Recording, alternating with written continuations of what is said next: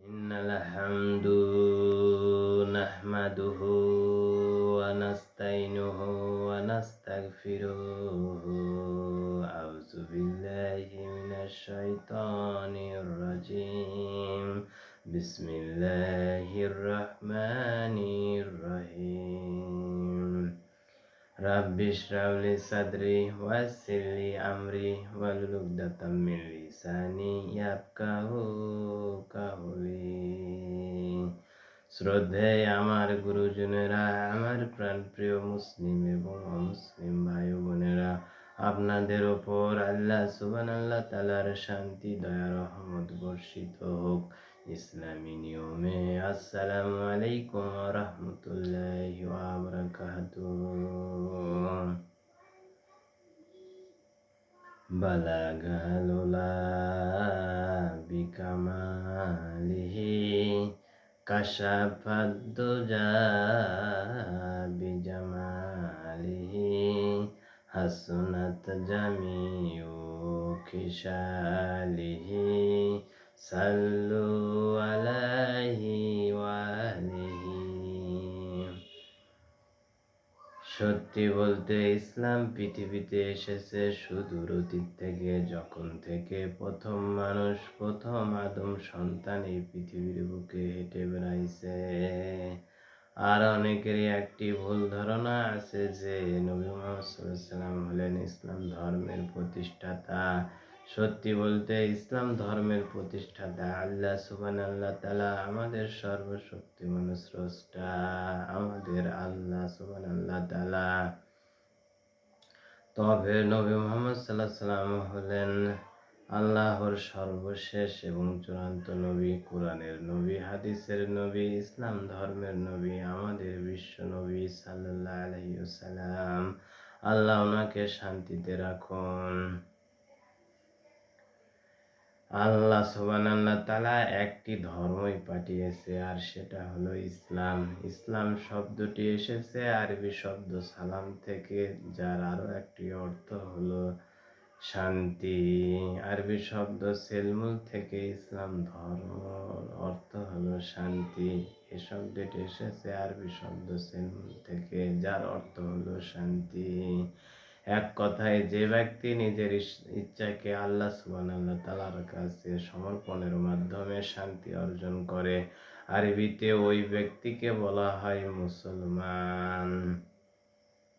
পবিত্র কোরআনে সূরা আল ইমরানের 19 নম্বর আয়াতে বলা হয়েছে যে ইন্নাদ দীনা ইনদাল্লাহিল ইসলাম, আল্লাহর কাছে একমাত্র গ্রহণযোগ্য মনোনীত ধর্ম হলো ইসলাম। সেটা হিন্দু ধর্ম না, খ্রিস্টান ধর্ম না, ইহুদি ধর্ম না, ফার্সি ধর্ম না, তালমুদ ধর্ম না। আল্লাহর কাছে একমাত্র গ্রহণযোগ্য মনোনীত ধর্ম হলো ইসলাম।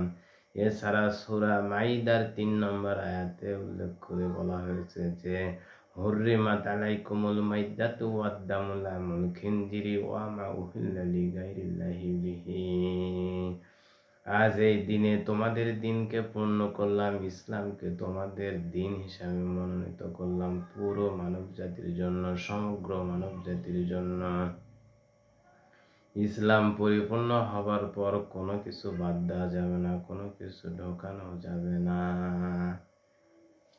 আল্লাহ সুবহানাল্লাহ তাআলা পৃথিবীতে যত নবী আর রাসূল পাঠিয়েছেন, আদম, ঈসা, মুহাম্মদ, ইসহাক, ইব্রাহিম, যত নবী পৃথিবীতে এসেছে তারা শুধু একটি ধর্মের কথাই প্রচার করেছেন, আর সেটা হলো ইসলাম।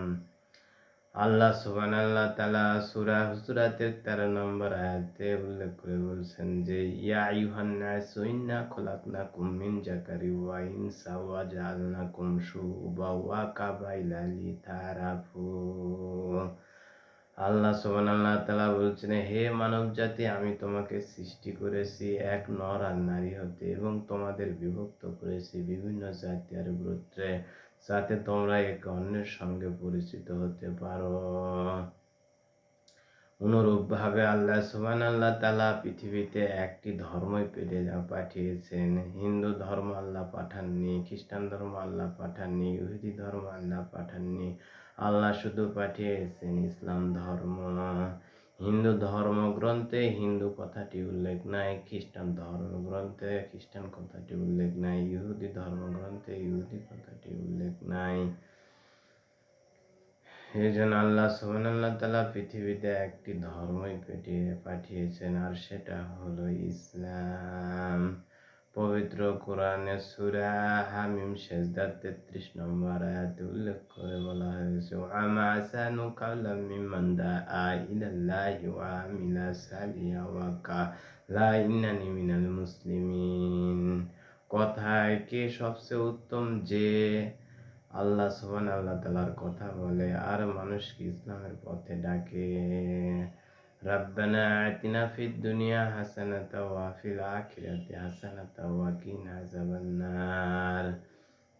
সুপ্রিয় দর্শক শ্রোতা, ভিডিওটি ভালো লাগলে লাইক, শেয়ার, কমেন্ট করবেন পরবর্তী ভিডিওর নোটিফিকেশন সবার আগে আপনাকে পাওয়ার জন্য। সে পর্যন্ত আপনারা ভালো থাকুন, সুস্থ থাকুন আর আমার সাথেই থাকুন।